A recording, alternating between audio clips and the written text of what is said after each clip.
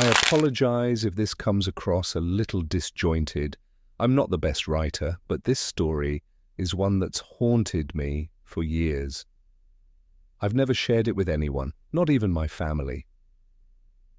Here's what happened. It was October 2016. My family and I, me, my older brother, my mum, and my dad, were on what started as an amazing trip to Gold Coast, Australia. The trip was initially for my dad's work, but they allowed all the employees to bring their families, so we turned it into a little vacation. I have these vivid memories of spending an evening at Movie World, where the park was closed off just for a work event. Only about 50 people were there.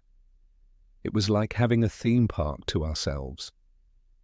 My brother and I, along with some other kids, rode the Green Lantern ride at least 30 times that night.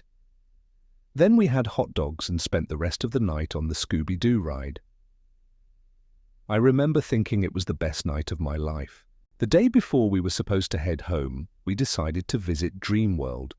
Most of the other families from my dad's work had already left, but we stayed a little longer to visit some family in the area. That day at Dream World was mostly a blur, but the last half hour there is something I'll never forget. It was late in the afternoon, and we were planning to go back to the hotel after one last ride. My brother wanted to go on this massive roller coaster, while I wanted to go on the River Rapids ride. After some back and forth, my brother, being the sweetheart that he is, gave in. I think he could sense I was scared of the roller coaster he wanted. He hugged me and led us to the queue for the River Rapids ride, our parents following behind. When we got there, the line was huge, much longer than any other ride we'd been on that day. My mum suggested we go somewhere else, but I was stubborn and begged her to stay. Eventually, she and my dad agreed because we had these fast passes that put us in a shorter line. Still, we ended up waiting about 20 minutes, which for me felt like an eternity. I was around 11 years old at the time, full of energy from too many lollies, and had ADHD on top of it. Waiting that long was torture, and I started acting like a brat. I was whining and complaining, even though I was the one who insisted on staying.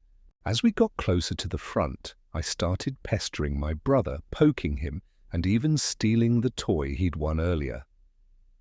My parents gave me a warning, saying that if I didn't behave, we'd leave. My brother didn't care much either way. He wasn't particularly excited about the ride to begin with, but, as kids do, I ignored the warning. By the time we got to the raft, I was full-on smacking my brother, and my parents had had enough. My mum apologized to the ride attendant, and my dad led me out of the raft, my brother trailing behind. He was completely unbothered, probably just wanting to get back to the hotel to play video games. I remember seeing our now empty raft set off down the river. The attendant didn't put anyone else in it, which I thought was strange, but I figured they didn't want to let anyone cut in front of the people who were already behind us in line. I didn't think much of it at the time. I was too busy fuming at my parents for making us leave. What I didn't know, what none of us knew, was how close we had come to something unimaginable. The next day, we were at the airport waiting for our flight home. My brother was on his laptop, I was talking to my dad, and my mum was scrolling through her phone. Suddenly, her face went pale. She grabbed my dad's arm, showing him her phone. He whispered, "Oh my God." My brother and I kept asking what happened until they finally told us. They had just read a news story saying that 4 people died on the River Rapids ride we had been on the day before. There had been a malfunction. We were in shock. My brother and I sat there, a mix of fear, disbelief, and a deep sadness for those people. When we got home, I couldn't stop thinking about it. I searched online for more information, and now that a few days had passed, more details had come out.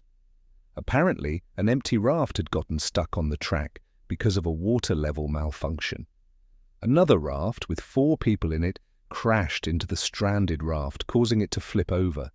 The people were trapped, some drowned, while others got caught in the conveyor belt machinery. I felt sick reading it. It was too much of a coincidence for it not to have been our raft. The accident happened the same afternoon we were there, and the park was busy.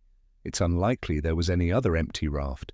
The only reason the stranded raft didn't flip was because it was empty, because we weren't on it.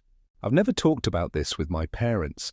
I was too scared and traumatized. I don't even know if they connected the dots and realized that it was our raft involved in the accident. I think about it sometimes, especially when I hear about Dreamworld or see something related to theme parks.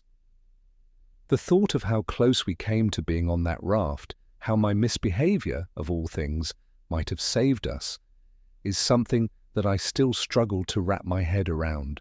I know it sounds strange, but sometimes I feel this overwhelming guilt. I was acting out, being a brat, and my parents pulled us off that ride because of me. If I hadn't been misbehaving, we would have stayed on and, well, it doesn't take much imagination to figure out what could have happened. Maybe that's why none of us have ever talked about it. It's just too much to process, but I can't help but feel like, for whatever reason, fate or chance, or whatever you want to call it, intervened that day. And it did so in the form of an impatient 11-year-old who just couldn't keep still. I shall see you. Here,